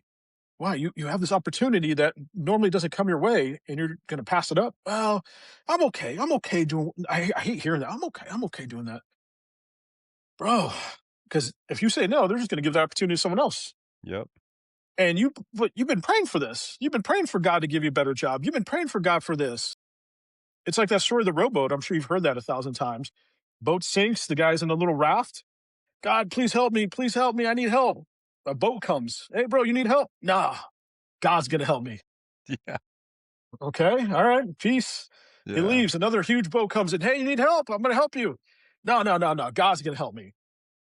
Okay. They leave. A cruise ship comes by. Hey, you need help? No, no, no, no. I'm good. God's going to help me. I've been stuck in the ocean for a week, though, but God's going to help me. And then you die and you go to heaven. And you're like, God, I thought you were going to help me. I tried to. You just didn't take it. I tried to help you. Yeah. It doesn't work like that. It's not like this, like, okay, no, opportunities will come in different ways. And that's God's pretty much saying, hey, you're praying for it. Here's an opportunity. Take it.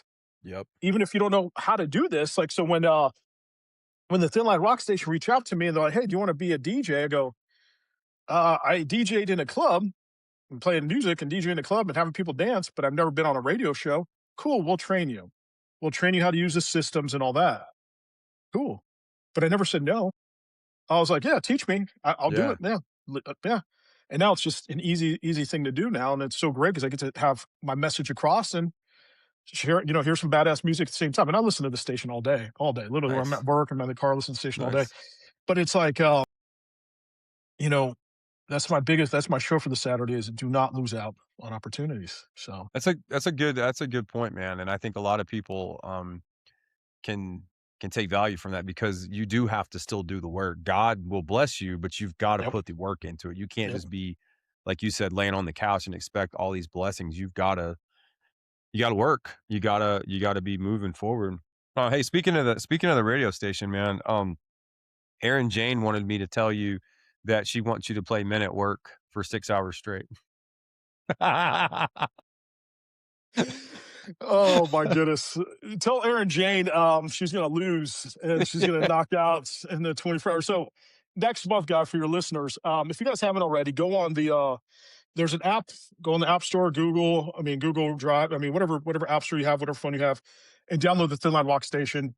Listen to it, some great music. But what we've been trying to promote is a 24-hour pretty much 24-hour recording in Arizona at the studios there. Myself, Aaron Jane, Josh, and Patrick are going to be flying to Arizona and pretty much sitting down on a DJ desk, radio station desk, for 24 hours straight.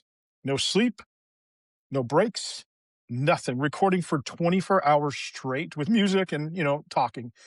And we have this little contest on who's going to start falling asleep faster.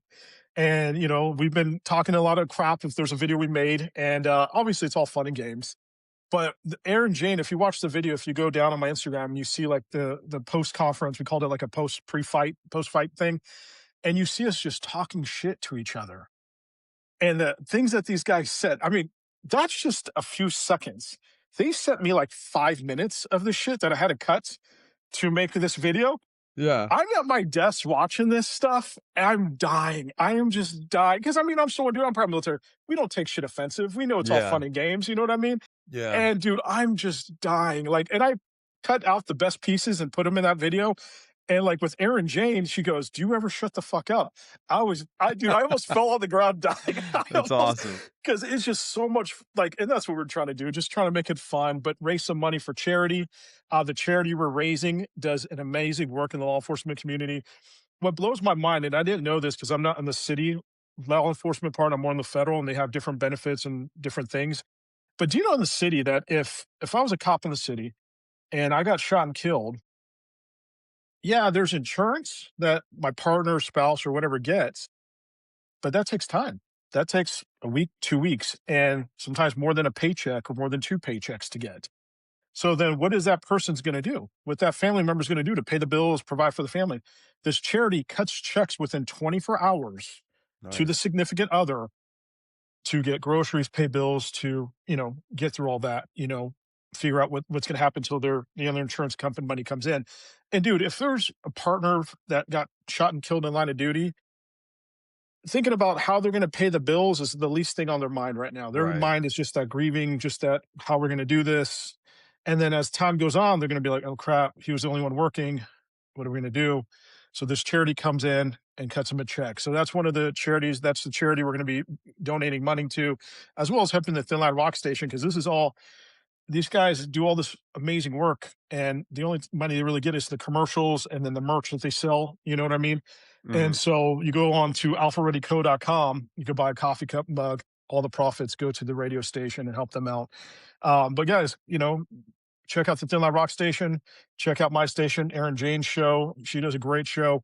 Um, you know, and I'm going to be pissed. I told her, I was like, because she went to Australia last week. We have this chat going with all the DJs, and we have fun on it. We help each other out. Like if someone's not feeling good, hey, can you take on my show? Yeah, no Mhm. problem. I got you. Things like that. But it's a great thing, and it's so much fun. But at the same time, it's this partnership, this brotherhood. Mhm. So yeah, Aaron Jane's a great person. So Yeah, she came on a couple weeks ago. We had a pretty yeah, good episode. Hey, oh while you're yeah. talking about the rock station, mention the coffee too, if anyone wants to pick up some of their coffee. Yeah, so they got some coffee. So Freedom Bear Coffee, great guy. Freedom Bear Coffee, veteran owned, has made a coffee for the Thin Line Rock Station. Actually, I'm drinking it right now. It's amazing coffee, and it's all the proceeds go to the Thin Line Rock Station, benefit this great radio station for first responders.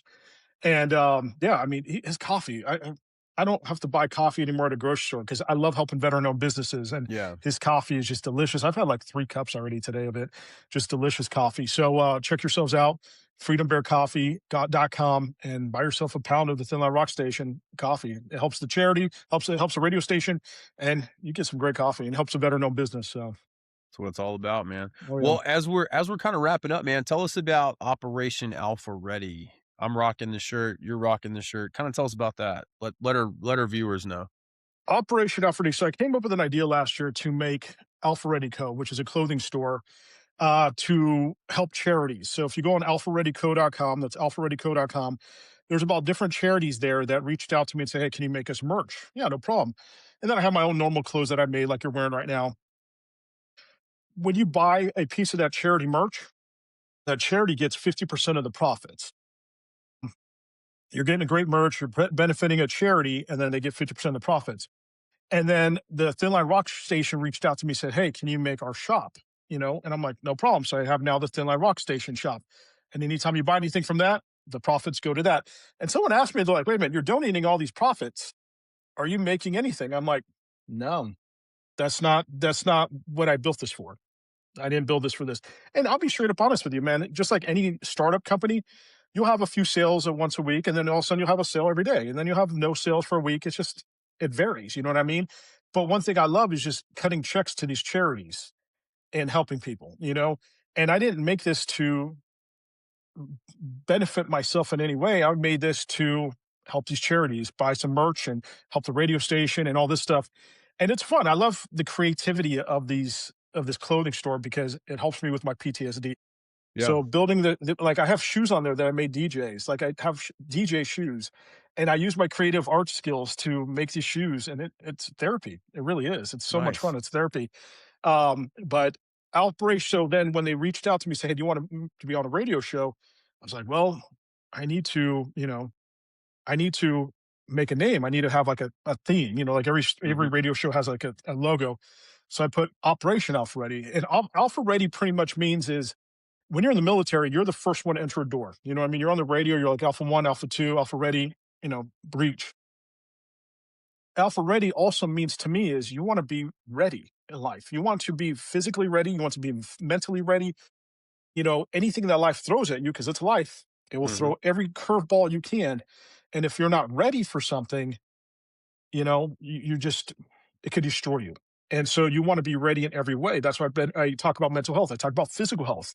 I talk about all kinds of different things on my show, stories, funny things, just a variety of things, to balance everything out. Cause, nothing wrong with talking dark all the time, but I like to talk up funny things and bring up funny mhm, stories and things like that. But Operation Alpha Ready is to pretty much show you, hey, anything you could do in life, you have to be ready for it, but you can do and be alpha mhm. ready. So That's awesome, man. And where plug the website again so people can go check it out. go on the Thin Line Rock Station. That's the thinlinerockstation.com. That's for the radio show. You can see all the DJs. You can see the shop. You can see all the information about the radio station. You could hear it live right there on the link, or you could go download the app at the Thin Line Rock Station on your app store. And if you want to check out the clothing store, like my man here's wearing, go on alphareadyco.com. That's alphareadyco.com. I have a bunch of stuff on there. And then, guys, I try not to make it high prices. I don't. I try to make it at a reasonable price where I could still cut charities a good chunk of change and make it cheaper than we would get at Walmart or Target and things like that. And Mhm. it's something different, and it helps. It's a veteran-owned company, and it helps This great charities. polo's good quality, man. It's actually a really Appreciate it, comfortable man. shirt. Yeah, I really like Appreciate it, it. man. And here's the best part is that I've washed these shirts. I have several. I mean, probably about 50 of them in my closet. Mhm. I've washed them so many times, dude. It never comes off because Nice. it's Yeah, literally like built into the shirt, so like it that's never awesome. fades or nothing. Yeah. And it never shrinks. I don't. My shirts never shrink. So yeah, check out alphareadyco.com. Check it out. And dude, thank you for bringing me on here, man. Hell Seriously, yeah, thank you dude. so much, No, dude. This thank has been you. an honor. Yeah, I'm gonna put all the links in the notes here on the episode, so when people are watching or listening on Spotify, Apple Podcast, or Amazon Music, they can go and click the links. Jason, as we're wrapping up, I wanna ask you a question. Actually, I got 2. I'm gonna start with this one first. What can I do? Because you mentioned earlier with the lag time with the VA and the 8 months, what can I do to help you out? Well, Me, Steve, me as an individual, what can I do? I'm not the only one that is dealing with this with as much as a bunch of other veterans, but what you're doing already, and the more you could keep talking about breaking the stigma of mental health and breaking the mindset of mental health, where it's like, hey, you know what? We need to make sure that we keep going in life, that we don't stop what we're doing, that we could help other people. And, that's the biggest thing is to make sure that guys feel comfortable. We remove the egotistical mindset we have, and we help people. We help people grow. We help people, you know, share these mental feelings and share. It's okay to share and not feel judged or criticized. So, And I think that's really important, and that is, the beautiful thing about having this platform is that it's showing others it's okay to get help. It's okay to lean into the pain, the trauma, and work through it and process it versus the alternative when you do destructive things and self-sabotage. So, I definitely feel called by God to be on this platform and to try to help others so they don't follow the same path that I did before I had my rock bottom moment and basically watched the house burn, holding the box of matches, looking around going, "What just happened?" So that's my goal is to help other not just men, but others, know that it's okay to ask for help and yep, to, there's nothing wrong with you if you don't feel, joy or happy all the time. Like you're not broken. right. Um, Last question. If there's someone listening right now, Jason, that's on the edge of giving up, what would you say to that person? Your life is not worth it's pretty much you're doing something that is temporary for you're doing something that's permanent for a temporary situation. Taking your life is a permanent thing that will cause heartache for not just any your obviously for your whole family, but it ripples effect throughout your whole friends and family and for generations. And that is not a situation to end all. A situation where you're in the down, you're just in the depth of despair and you don't know what to do. Get help, find help, talk to friends and family. That's the only way to get you through this hard time and build that trust with someone, knowing that you could tell them and share with them anything and everything to help you get through this hard time in your life. Well said, my friend. Well said. How do you feel about closing us out with a prayer? Let's do it. Let's do it. God, I want to thank you so much for bringing us together in this amazing podcast we have. I pray that you grow his podcast. Let him help so many people, through this, through the listeners, through this podcast, through everything he has. God, bless him, Lord, in Jesus' name. I pray, God, and touch all the people out there that are struggling. Find a way that they could get help in their darkest times. And God, you're here to help people, not to, hurt people. God, help people that realize that you're here to help and get the help that they need. In Jesus' name, amen. Amen.